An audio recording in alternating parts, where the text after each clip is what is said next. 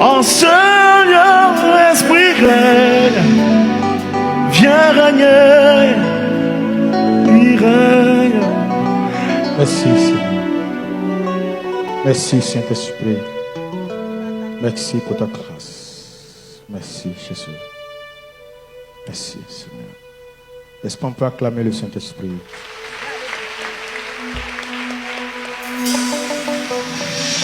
Même dans cette acclamation, le Seigneur se saisit de vous.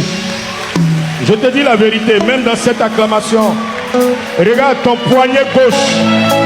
Tu n'arrivais même pas, tu te surprends que tu entends acclamer Jésus avec ce poignet gauche là, ce soir. Il est au-dessus de tout Dieu et des puissants. Merci Seigneur. Amen.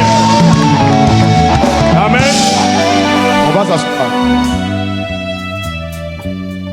On dit, j'ai la lourde charge de présenter la prédicatrice. Amen. Amen. Amen. Amen. Mais ton amen là, ça me... Faut dire amen, ça va venir vers moi. Mais tu dis amen, ça sort. Amen. Voilà. Quand tu commences, ça vient un peu. Il faut bien écouter ce qui va se passer. Elle s'appelle Madame Bonnie Béatrice. Amen. Dieu a voulu ce soir que ce soit une femme qui vous parle. Et puis, pas n'importe quelle femme. Il faut dire à ton voisin, pas n'importe quelle femme. Et il faut bien lui dire, ça peut être toi. Il faut lui dire, pas n'importe quelle femme. Amen. Les femmes qui aiment bavarder sur leur mari. Mon fils, c'est ça, non? On n'a pas besoin de ça. Il faut dire oh yes. Oh yes. Ah, ou bien tu es concerné. Elles, son bavardage là, c'est la parole de Dieu. Amen. C'est la parole de Dieu. Donc, c'est la prédicatrice, Madame Bonnie, mon épouse, qui va vous bénir ce soir. Voilà. Il ne faut pas être jaloux, il faut te lever, il faut acclamer Jésus pour sa vie.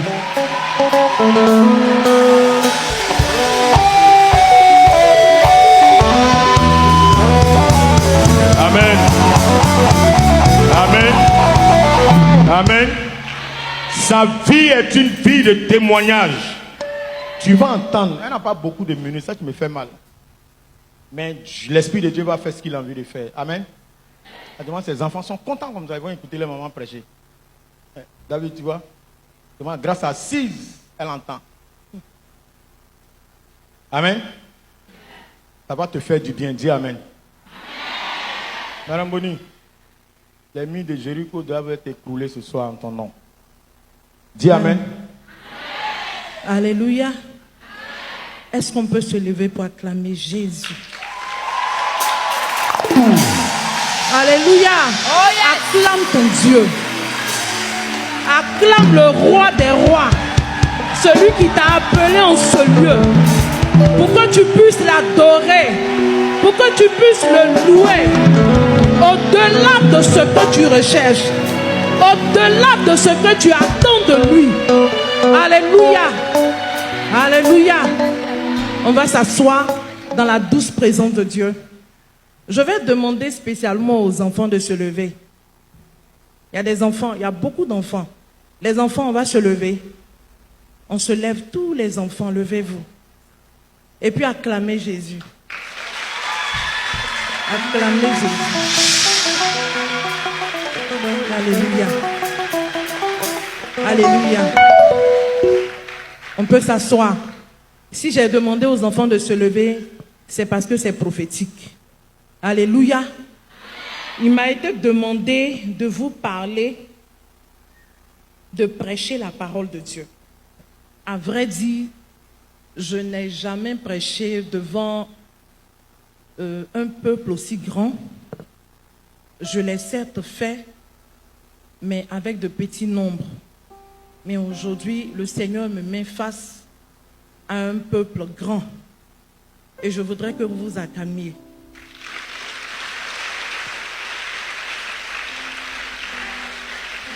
Alléluia. Donc, comme je le disais, il m'a été demandé de vous parler, de partager avec vous la parole de Dieu, tirée de Hébreux, chapitre 11, au verset 30. Donc, comme je suis avec ma chantre, j'ai plusieurs chantres. Acclamez les chantres. Alléluia. Les chantres sont à l'honneur aujourd'hui. Donc, on va prendre le livre aux Hébreux, la lettre aux Hébreux, chapitre 11, verset 30.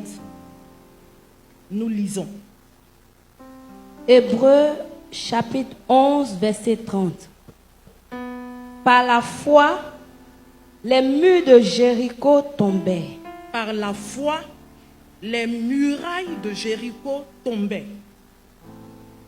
Quand on en eut fait le tour pendant 7 jours. Après que les Israélites eurent fait le tour pendant 7 jours. Parole du Seigneur. Nous rendons grâce à Dieu. Alléluia. Quand j'ai lu ce petit verset, j'ai compris que le thème qu'on pouvait tirer de ce petit verset-là, c'est la foi. C'est la foi. Alors je voudrais que tu demandes à ton voisin, que tu te poses toi-même la question d'abord. Est-ce que j'ai la foi? Pose-toi la question. Est-ce que j'ai la foi? Pose-toi la question, vas-y. Est-ce que tu peux répondre à cette question? Je vous pose la question, est-ce que vous pouvez répondre à cette question? Vous voyez que c'est compliqué, non? Voilà. Pourquoi? Parce que la foi est quelque chose de grand dans notre vie. Et surtout la foi qui brise les murailles de nos vies, alors là, c'est encore plus grand.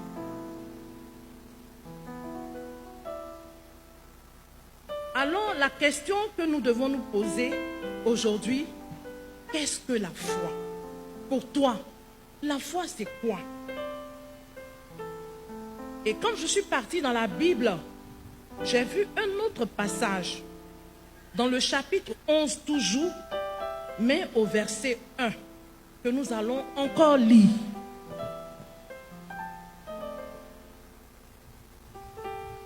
Hébreux chapitre 11, verset 1.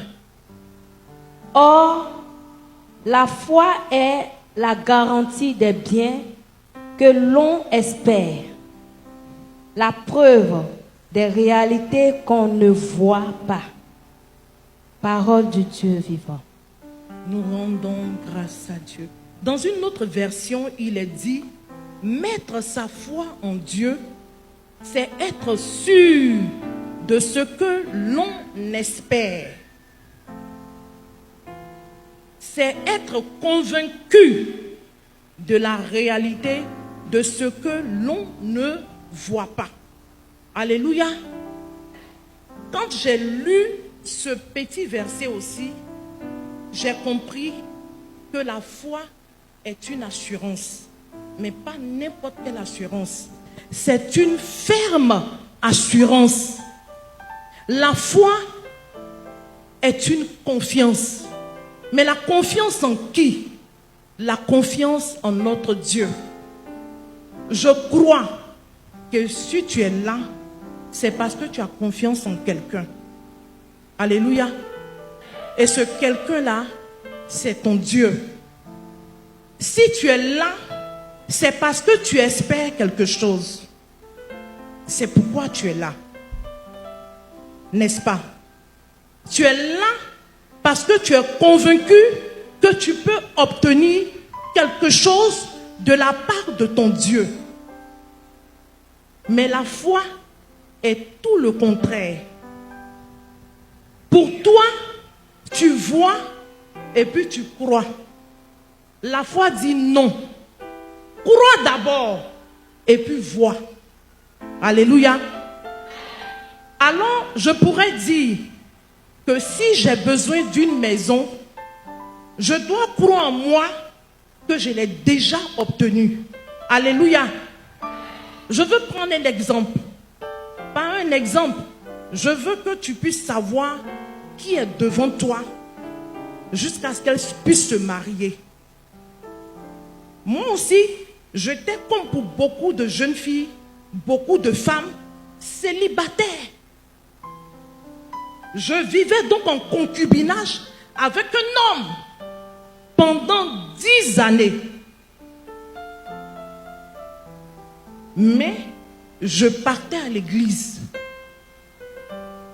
Pour moi, il fallait donc voir pour que je puisse croire. Et le Seigneur a décidé autrement pour moi. Avant que je ne me marie, 3 mois auparavant, 3 mois avant que je ne tombe dans le mariage, des hommes de Dieu, des femmes de Dieu ont commencé à prophétiser sur ma vie que j'allais me marier. Mais moi, dans mon entendement, dans ce que je vois devant moi, parce que c'est ça pour nous les humains, nous voulons voir avant de croire. Ce que moi je voyais devant moi, je voyais un homme qui n'était pas prêt pour se marier. Pourtant, des prophéties sortent sur ma vie, me disant que je vais me marier. Je me suis donc dit, peut-être oui, je vais me marier, mais pas avec cet homme que vous avez vu devant là. C'est pas avec lui. Alléluia. Je ne pensais donc pas que le Seigneur était capable d'agir de cette façon dans ma vie. Des hommes de Dieu m'ont approché. Des femmes de Dieu ont parlé pendant qu'on était en pleine prière. Je demande aux frères de venir, de se faire accompagner par sa cheminante, parce que dans 3 mois, ils doivent se marier. Pendant que je suis à la maison, un jour, mon mari m'appelle. Ah, il y a un homme qui est venu prêcher ici une fois. C'est notre papa, notre témoin de mariage. Il appelle mon mari un matin et il lui dit, retrouve-moi à la mairie parce qu'on doit choisir le jour de ton mariage. J'ai dit quoi? Le jour de... Il a dit quoi? Le jour de notre mariage? Comment ça, papa? Il dit, viens, mais demande aussi à ta femme quel est le jour qui lui convient. Et ça correspondait exactement aux 3 mois qu'on devait effectuer avant le mariage. Vous connaissez mariage.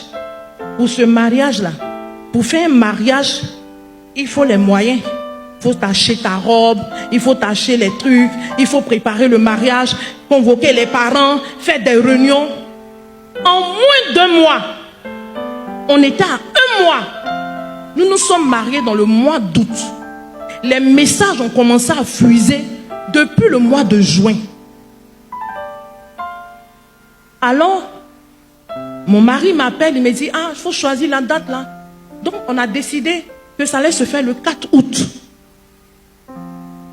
C'est comme ça que le 4 août, je me marie sans rien payer. Acclame ton Dieu. Je me marie sans rien payer. Hein. Quand je dis sans rien payer là, il faut te lever, tu vas acclamer Jésus. Parce que c'est lui qui permet ça. C'est mon Dieu là. Ce Yeshua, ce Amashia là, c'est ce Dieu là qui est capable de le faire. Alléluia. Alléluia. Alors, le 4 août, moi je me marie. Je suis habillée. Il y a tout. Les chantres sont là. Il y a la musique. Il y a la nourriture.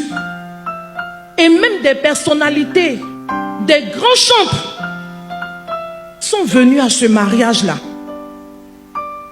Il y avait la batterie, les instruments, tout était à l'église. Et puis on dit qu'on va faire la réception au MES. Au MES là, c'est au camp gendarmerie. Donc, on arrive sur le lieu, je vois encore, on n'a pas soulevé les instruments qui sont dans l'église, on se retrouve encore avec 12 instruments et plusieurs chantres. Malgré que c'était un jour où il y avait travail. C'était un jeudi. Nous nous sommes mariés comme des personnes qui ont préparé leur mariage pendant plusieurs années. Le vin des noces de Cana venait de couler dans ma vie. Alléluia.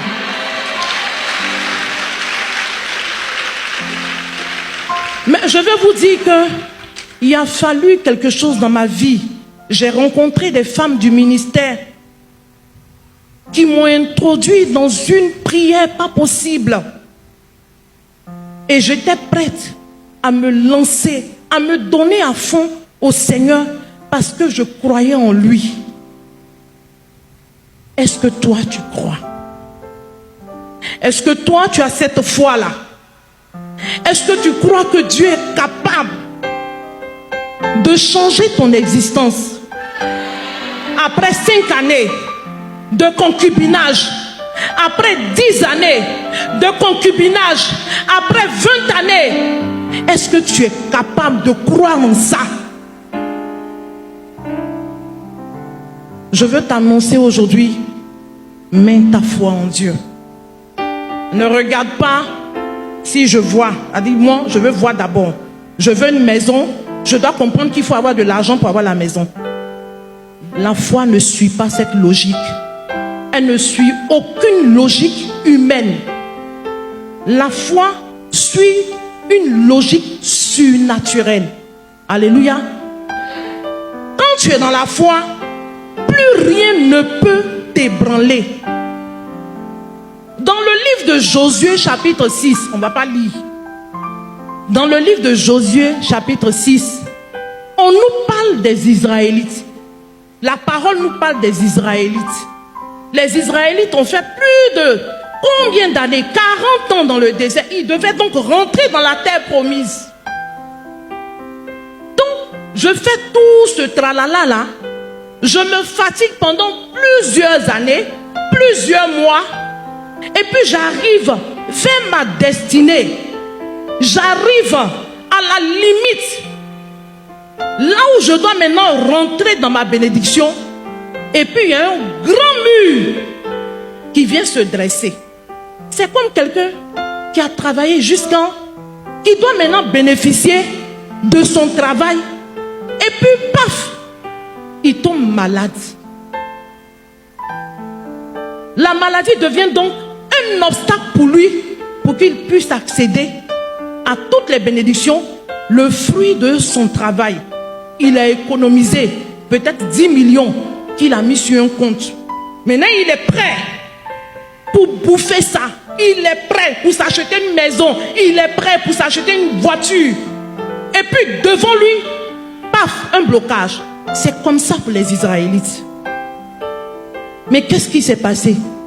Le Seigneur leur a dit une seule chose. Vous avez la foi, soyez obéissants.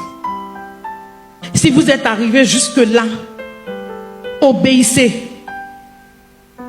L'obéissance donc leur définissait de faire 7 fois le tour de ces murailles-là. Pour que ces murailles-là puissent s'ébranler, puissent tomber. Ils sont restés dans l'espérance. Ils sont restés dans la foi. Chaque jour, ils ont fait le tour. Ils ont loué Dieu. Ils ont prié. Ils ont chanté les louanges de Dieu. Malgré qu'il y a un muraille, malgré qu'eux-mêmes ils voient que on est en train d'aller où? Ça fait 40 ans on poirote dans ce désert-là. Maintenant qu'on doit rentrer, voilà qu'il y a des blocages. Mais Dieu dit, obéissez. Et puis vous allez voir ma gloire. Alléluia. Pendant 7 jours, ils ont loué Dieu. Ils ont adoré Dieu. Ils ont chanté ses merveilles. Et qu'est-ce qui s'est passé? Le 7e jour, les murailles se sont écroulées. Avec la foi, ta maladie peut disparaître. Si tu crois dans quelque temps, tu pourras te marier. Maintenant, le amen que vous dites là, c'est un amen qui peut durer. Hein. Il y a ça aussi qui est là. Les Israélites là, ils ont fait 40 ans dans le désert. Ça peut durer. Cana peut venir en retard. Mais est-ce que tu vas tenir le coup? Est-ce que tu vas croire que derrière ces murailles-là, il y a ta bénédiction qui est là-bas? Est-ce que tu vas croire que derrière là-bas, là, il y a ton mariage qui est là? Il y a ton évolution qui est là? Il te faut croire et puis rester dans ce qu'on appelle l'espérance. Je crois, je suis obéissant et j'espère. Je vous assure, quand j'étais en train de préparer cet enseignement, cette prédication, comme je vous ai dit, je n'ai jamais fait ça comme ça. Je fais, mais vraiment avec un petit nombre. Beaucoup de nombres comme ça, là, moi, je n'ai jamais fait. Mais notre fondateur a dit hier, il faut qu'on commence. Il dit commencer. Alors je commence. Et je crois que je ne m'arrêterai pas là. Et que le Seigneur va puissamment m'utiliser pour son œuvre. Alléluia. Alors si tu es là, tu dois toi aussi croire qu'il est le Dieu capable pour toi. Parce que moi, quand je préparais cet enseignement, Dieu m'a montré qu'il était par A plus B capable d'agir en un peu de temps. Vous nous connaissez, nous les femmes, même l'homme même en tant que tel, souvent on a des envies. Donc pendant que j'étais en train de préparer mon truc, j'avais une faim, c'est-à-dire une envie de manger, en fait qui ne devait même pas, je n'avais pas faim, mais je voulais grignoter. Donc je suis allée prendre mon pot de yaourt et puis j'ai commencé à boire. Alors que j'ai oublié que j'avais de fortes douleurs. Généralement, j'ai de fortes douleurs au ventre. J'ai très mal souvent au ventre. Et j'ai commencé à avoir mal au ventre. Et il se trouve que quand j'ai mal au ventre, j'ai un médicament que j'ai pour habitude de prendre. Et puis ça se calme. Je vous assure, j'ai cherché le médicament. Et puis j'ai commencé à avoir peur. J'ai dit, aujourd'hui là, je vais mourir. Parce que mon ventre me tourne, j'ai mal. Je suis allée au petit point au moins 5 fois. J'ai mal au ventre. Et puis je dis, mais il est minuit. Comment je vais faire? C'est là j'entends une voix me dire dans mon oreille, de manière audible. Il dit, tu fais quoi? J'ai dit non, Seigneur, je prépare l'enseignement. Il dit, tu prépares l'enseignement sur quoi? Je dis, je prépare l'enseignement sur la foi. Il dit, tu as la foi. Je dis, Seigneur, tu sais si j'ai la foi ou pas. Il dit, si tu penses que tu as la foi, mets ta main sur ton ventre. Il n'a pas dit, va appeler un homme de Dieu à Mélenklé. Va à Pabekou pour aller appeler cet homme de Dieu. Commence à appeler quelqu'un qui va commencer à prier pour toi là-bas. Et puis tu vas recevoir ta guérison. Dieu ne m'a pas dit ça. Il dit, prends ta main, touche ton ventre. J'ai pris ma main devant mes enfants. J'ai touché mon ventre. Et j'ai senti des choses se mélanger dans mon ventre. Je sentais comme si quelque chose devait descendre, mais ça remontait. Et puis, paf, ça s'est calmé. Alléluia. Je venais donc d'expérimenter la puissance de la foi. Le Seigneur venait donc de me guérir tout de suite là même, sans que j'ai fait beaucoup d'efforts. Tu es là aujourd'hui là. Ce n'est pas un homme de Dieu qui va te toucher. Alléluia. Si tu es malade, ça on appelle ça. Moi j'ai donné les noms. J'ai appelé la maladie muraille maladie. Il y a muraille péché, muraille problème.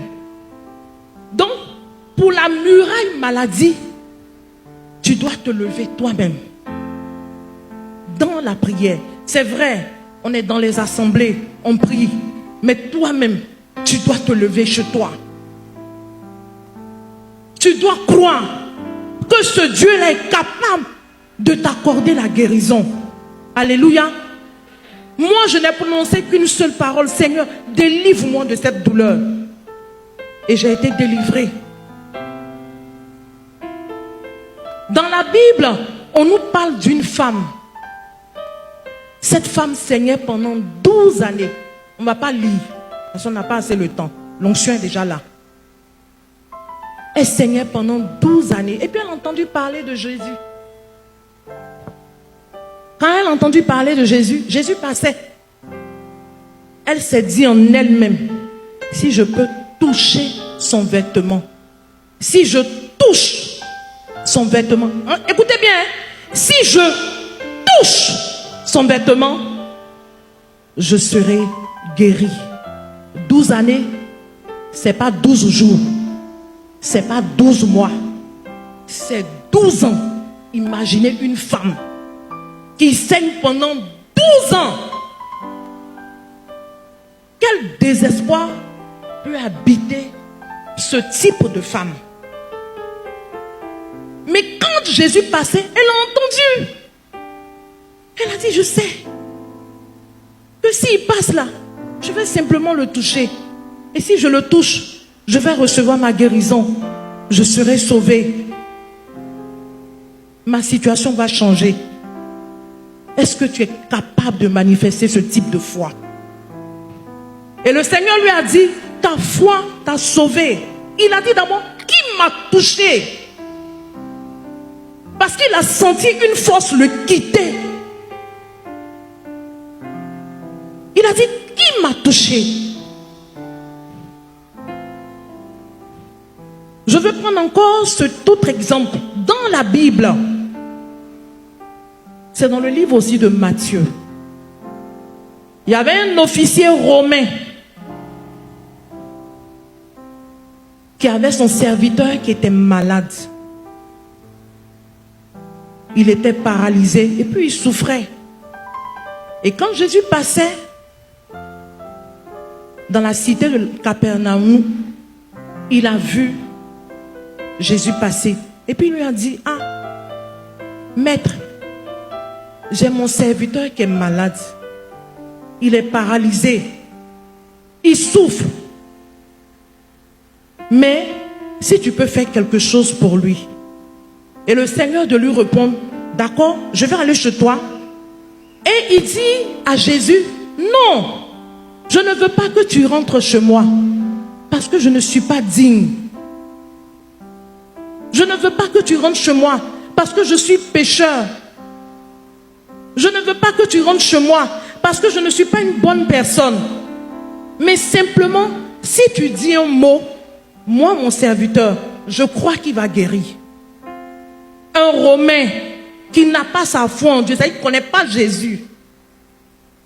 Il ne s'est même pas rendu compte qu'il venait de poser un acte de foi. Et le Seigneur te dit, dans tout Israël, je n'ai pas connu un homme qui a une telle foi. Une foi totale, c'est-à-dire une foi admirable. Est-ce que toi, tu es capable d'avoir ce type de foi? Est-ce que tu peux dire à Jésus, Seigneur Jésus, dis un mot dans ma vie. Dis simplement un mot. Parle Jésus dans ma vie pour que les choses changent. Pour que ma vie soit transformée. Parle dans ma vie. Aujourd'hui, tu ne pars pas sans demander à Jésus de dire un mot dans ta vie. Alléluia. Tu ne dois pas quitter ce lieu-là sans dire à Jésus, Jésus, je veux que tu dises un mot. Je veux que tu dises un mot dans ma vie pour que les choses changent. Pour que ma vie soit transformée. Moi, je ne suis pas venu à Jésus parce que peut-être mes parents, tout à l'heure je vous ai vu, il y a des enfants qui sont venus avec vous. Il y a des parents qui sont venus avec leurs enfants. Moi, je n'ai pas eu cette chance. Mon papa était fétichiste. Ma maman n'avait aucune croyance. Et chaque fin du mois, nous, on tuait le poulet. Parce que dans notre tradition, mon papa appelait ça coutume. Dans la coutume, chaque mois, on doit offrir des sacrifices. Et le sacrifice qu'on avait pour habitude de faire, c'est le sacrifice de poulet. Pendant que j'étais en train de regarder la télévision un soir, j'avais 9 ans. Et puis je vois un film de Jésus qui passe. Moi, je ne sais pas que c'est Jésus. Mais je vois un homme. Et cet homme a dit une parole que j'ai retenue. Je meurs pour sauver le monde. Je meurs pour sauver le monde. Moi, je fais partie aussi du monde. Je demande donc à mon père, papa, cet homme-là, c'est qui? Je ne suis pas en train de raconter l'histoire de quelqu'un. Je vous parle de moi-même, de ma vie. Et mon père me dit, cet homme s'appelle Jésus. Je dis, mais pourquoi nous, on ne le suit pas? Quelqu'un qui vient sauver le monde, pourquoi nous sommes en dehors? Et mon père de me répondre, si tu veux le suivre, je te montrerai le chemin. Les jours qui ont suivi, j'entends une cloche sonner. On habitait à Djamé. À Djamé Nord Château. Il y a une chapelle là-bas. Donc, je vais. Mon papa me dit, bon, tu peux aller à la chapelle. Hein, tu vas trouver les prêtres blancs là-bas. Parce que pour nous, à notre temps, c'était des blancs. Il n'y avait pas de noirs. Les prêtres là, il n'y avait pas de prêtres noirs. La majorité étaient blancs. Donc, je suis allé là-bas et j'ai vu le prêtre. Et puis je lui ai dit, on me dit c'est l'abbé. Il a dit, ok. Mon père, je suis venu avec mon petit frère. Nous, on veut suivre Jésus. Il dit, mais qui vous a accompagné? Il dit, non, mon papa nous a montré le lieu. Donc c'est pourquoi nous sommes venus. Il a dit, ok. Donc vous allez venir à Saint-Michel. Il nous a conduits jusqu'à la paroisse de Saint-Michel à Djamé. C'est là que nous avons commencé la catéchèse. Nous avons commencé la catéchèse, nous sommes fait baptiser. Et quand on a commencé à suivre Jésus, à la maison, tout a commencé à se gâter. On avait de l'argent. Avant là, on avait de l'argent. Nous, on va à l'école, on nous prend un taxi. On va à l'école, tout était chic. Mais quand on a commencé à suivre Jésus, en fait, on est en train de revenir à la normale de notre vie. Parce qu'on a sauté les étapes avec coutume, avec fétiche. Tout a commencé à se gâter dans la maison. Médicament de papa a commencé parce qu'on dit, quand tu fais tes menstrues, tu ne dois pas toucher papa. Tu ne dois pas préparer. Tu ne dois pas faire ceci. Donc, moi, je suis venu dire, papa, quand on est parti là-bas, on dit, même si on fait nos menstrues, nos parents sont nos parents. On peut les toucher. Et puis, poulet là, on dit, il ne faut plus y manger. Mon petit frère, il ne mange plus. Ma petite soeur est rentrée dans la canne, elle ne mange plus. Mes 2 petites soeurs, on ne mange plus. Tout le monde a commencé à refuser de manger. Mon papa m'a appelé et dit, voilà, c'est ça là que je ne voulais pas. C'est pourquoi je ne voulais pas. J'ai dit, mais je t'ai demandé, tu nous as montré le chemin. C'est ça qui est le vrai chemin pour nous. Aujourd'hui, mes soeurs sont devenues religieuses. J'ai 2 de mes soeurs qui ont donné totalement leur vie à Jésus. C'était tellement émouvant. Pour nous, aller à l'église, c'est comme si, je ne sais pas, c'est comme si on était dans notre petit paradis. On chantait les Alléluia joie, Alléluia joie, saisi par le cri Jésus. Moi, je tapais même au tam-tam. Quand il y a baptême, c'est nous, on nous prend, on se promène. On va dans les maisons, on tape. On tape et puis les gens viennent et disent, mais vraiment, on était dans une onction, mais nous-mêmes, on ne savait pas que c'était l'onction de Dieu.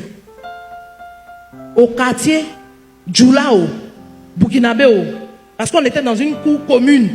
Il y avait Djoula, Béninois, Burkinabé. Tout le monde est devenu chrétien. Tout le monde est devenu chrétien. Alléluia. Ils ont laissé aussi. Ils ont laissé. Ils ont mis leur croyance en Jésus. Tout le quartier d'année, on a rencontre d'un mois. Nous-mêmes, on ne sait pas ce qui nous prend. Hein. Mais on fait rencontre. Rencontre qu'on fait là, on ne sait pas. Mais on vient, on lit la parole, on prie. Mais en fait, c'est maintenant que je me rends compte que l'Esprit Saint est en train de nous utiliser. Mais nous-mêmes, on ne savait pas qu'on appelle ça Esprit Saint. On faisait tout avec la foi.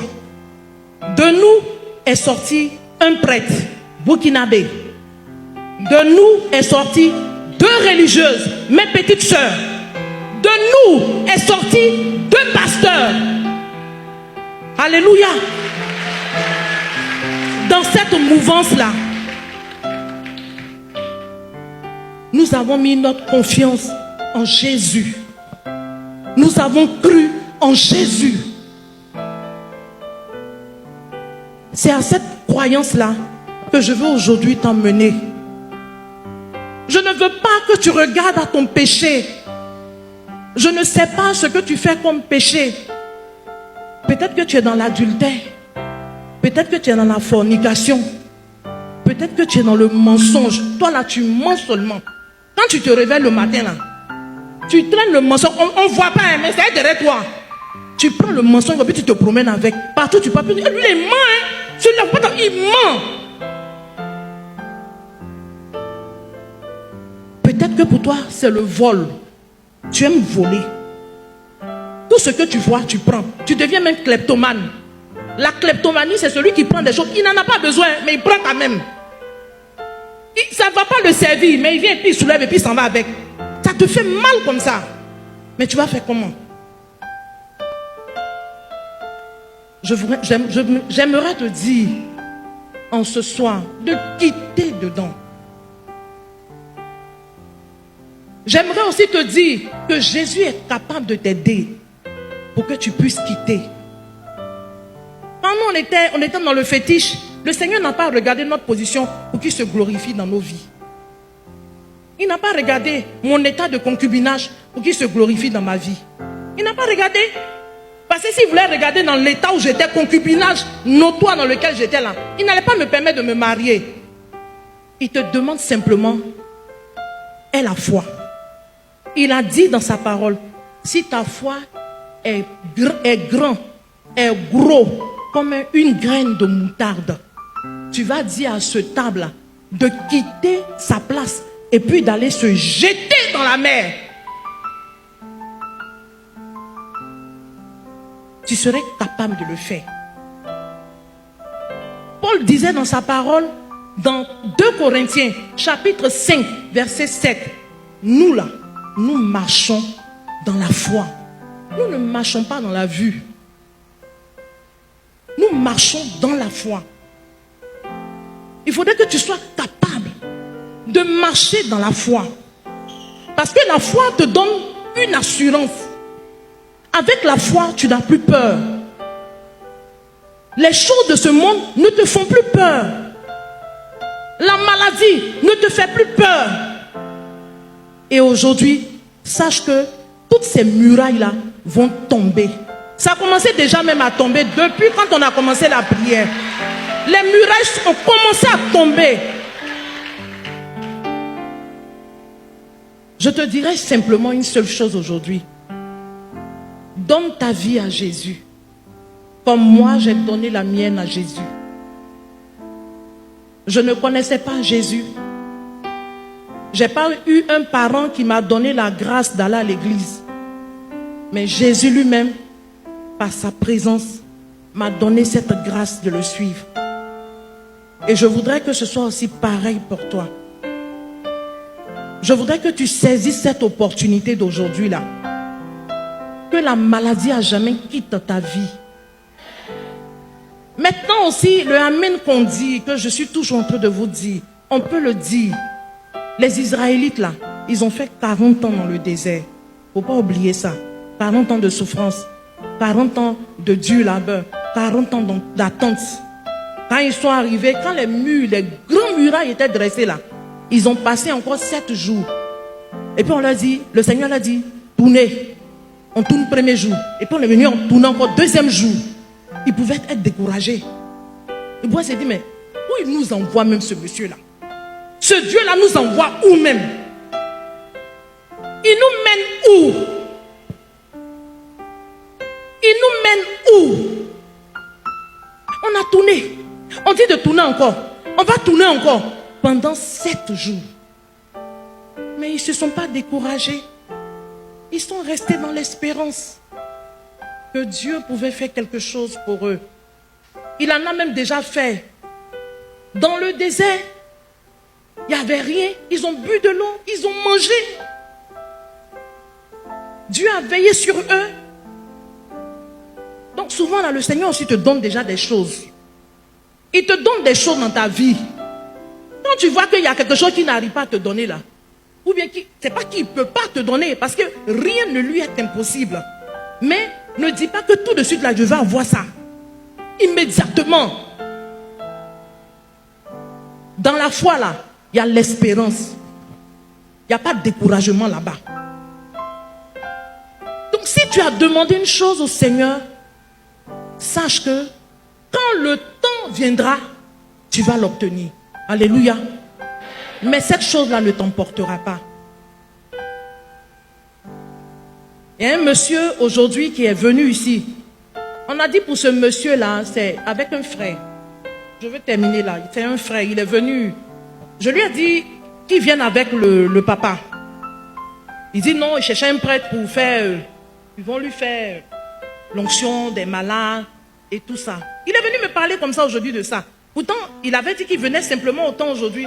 Il dit qu'il a prié pour le monsieur pendant 3 jours. Ça ne va pas. Donc, lui, bon, il s'est dit que c'est fini pour le monsieur. Donc, je lui ai demandé, il dit, tu penses que c'est fini pour ce monsieur? Tu penses qu'aujourd'hui, là, le monsieur, là, il va mourir? Parce que, aujourd'hui, nous, on s'en va parler de la foi. Moi, je vais parler de la foi. Mais si tu me présentes une situation où toi, tu es désespéré, est-ce que moi, je peux parler? Il m'a dit non. Je lui ai dit donc, viens avec le papa. Le papa est là. Et je crois en ce Dieu puissant là. Alléluia. Je crois en ce Dieu puissant qui a ressuscité Lazare de la tombe. Qu'il est capable de donner vie à cet homme-là. Il est assis, il m'entend. Je dis, Dieu est capable de t'accorder la guérison. Il faut simplement dire, Seigneur, je crois.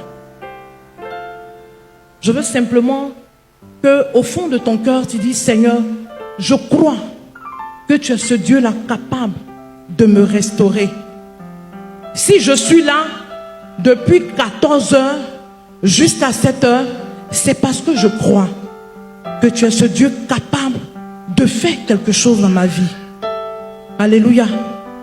Alors si tu es ce Dieu, si tu crois en ce Dieu capable d'accomplir des choses dans ta vie, tu vas te lever. Tu vas te lever.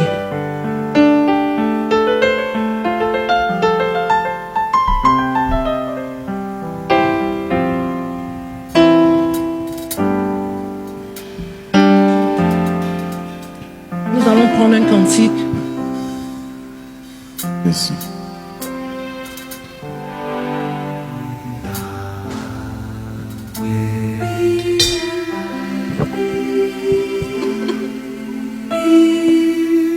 Alléluia. Qui n'a jamais pensé que Dieu peut faire quelque chose pour lui? C'est vrai, on est venu ici, hein, mais je voudrais qu'on soit franc. Qui n'a jamais cru que, en tout cas, je viens pour venir. Mais sinon, moi-même pour dire que je viens parce qu'on doit faire quelque chose pour moi là. Vraiment, franchement, je ne crois pas. Qui peut être franc? Voilà, moi je ne crois pas que Dieu peut faire quelque chose. Si je veux que tu lèves la main simplement pour dire, voilà, il y a quelque chose, voilà. Alléluia. Elle est la seule. Elle n'est pas seule, hein. J'aime ça. Qui est venu ici avec un ami, une soeur? On t'a soulevé pour t'envoyer ici même en fait. Sinon, toi-même là, tu ne devais pas être là. Alléluia.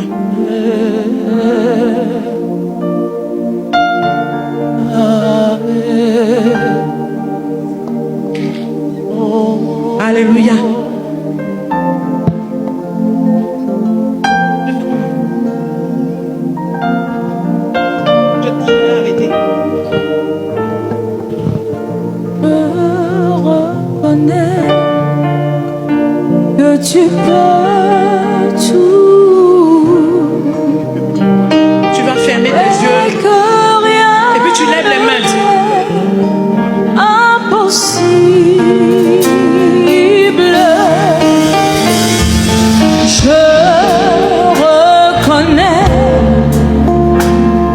tu peux tout et que rien ne t'est impossible. Je reconnais que tu peux tout et que rien ne t'est impossible. Oh, je reconnais que tu peux tout et que rien ne t'est impossible. Seigneur, fais-moi voir ta gloire. Seigneur, fais-moi voir ta gloire. Seigneur, fais-moi voir ta gloire. Seigneur, fais-moi voir ta gloire.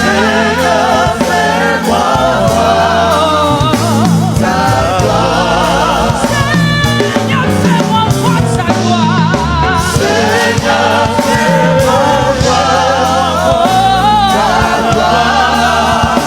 Seigneur, fais-moi voir ta gloire. Seigneur, fais-moi voir ta gloire.